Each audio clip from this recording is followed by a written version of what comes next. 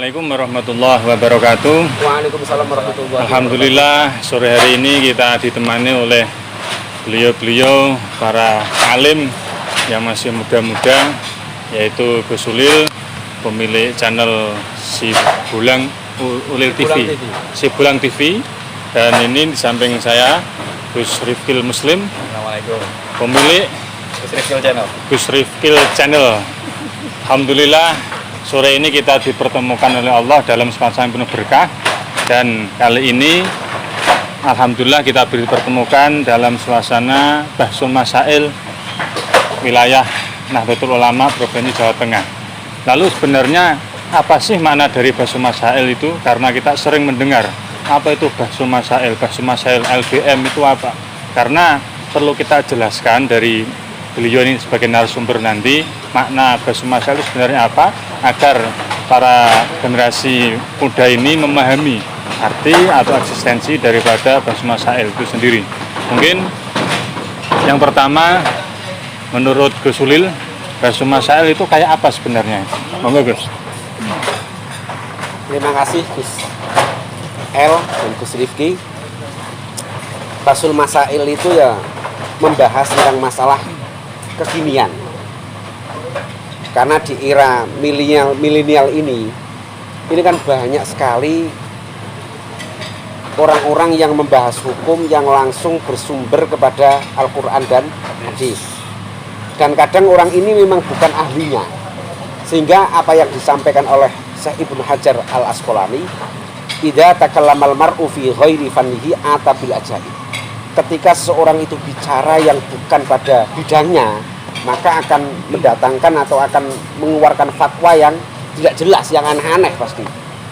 Artinya hukum Islam itu sumbernya kan Quran hadis ya, ditambah ijma dan qiyas.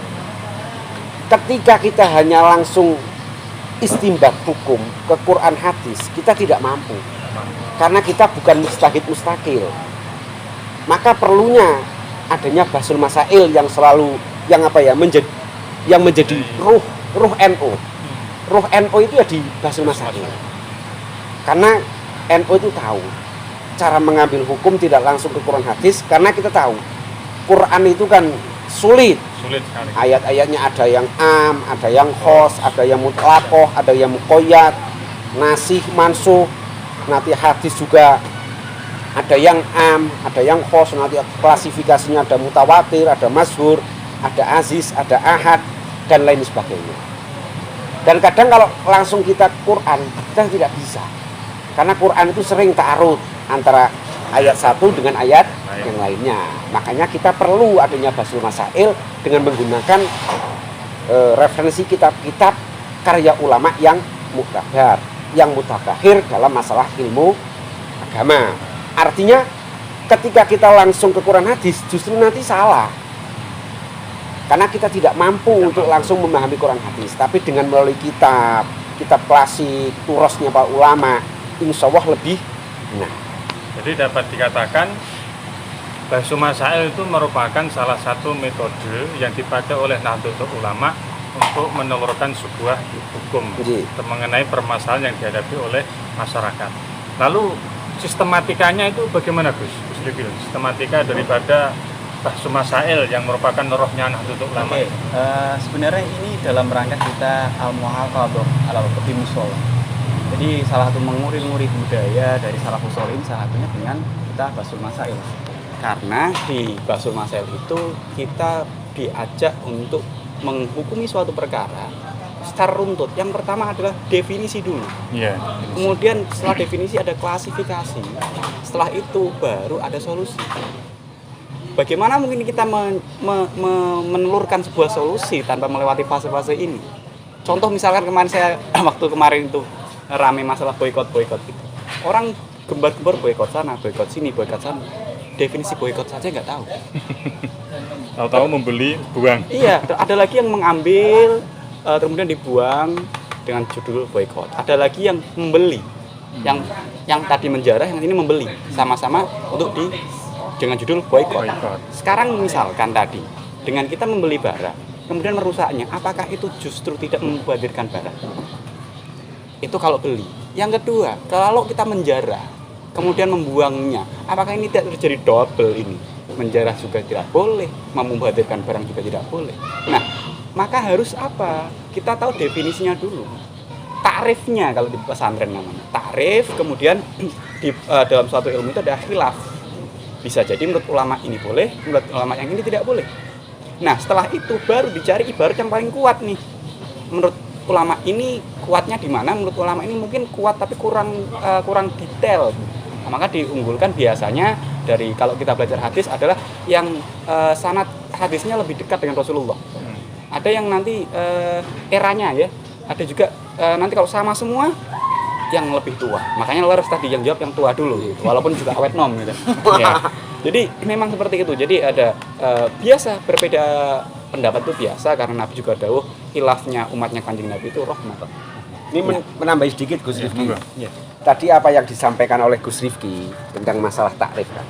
Dalam Basul Masail itu kan tahqiq sekali, detail sekali. Artinya ketika kita membahas permasalahan, kita harus tahu tasawur dulu. Tasawur masalah. Kalau perlu ada narasumber, ya mendatangkan narasumber. Contoh kayak kemarin bahas COVID, maka PWNO mendatangkan narasumber yang di bidang kesehatan. Ketika kita sudah bisa tasawur, baru bisa tahkim.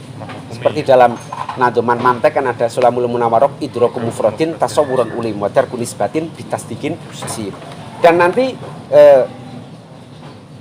referensi-referensi yang dipakai dalam Basul Masail itu tidak semua makalah ulama dipakai.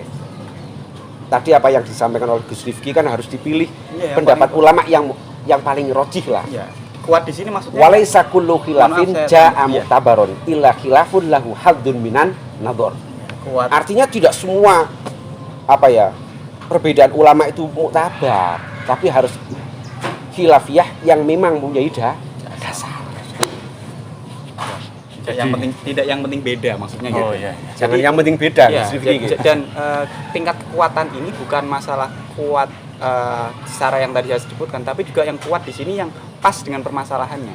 Karena hukum Islam kan dinamis. Ada hukum asal, ada hukum aridhi dan sebagainya.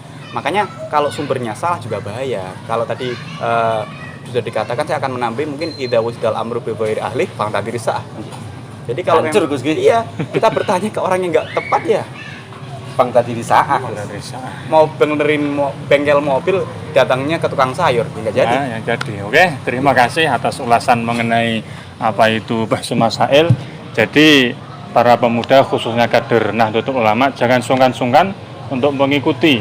Ya paling tidak nimbrung, diambil kopi, duduk manis, dengarkan regulasi Basul Masail yang terjadi di kalangan Nahdlatul Ulama ini agar apa?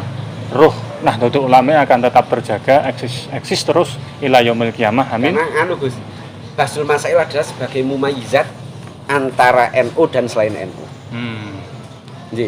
Yang menjadi pembeda itu di Basul Masail. Kalau ormas lain maaf mungkin tidak ada.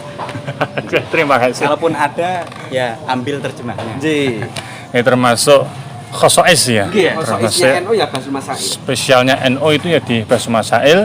Jadi terima kasih Gus Zul atas paparannya dan Gus Rifil. Sama-sama. Ya semoga kita selalu bisa kolaborasi ya gitulah agar menyajikan video-video yang bermutu untuk kalangan muda. Sekian, assalamualaikum warahmatullahi wabarakatuh. Waalaikumsalam.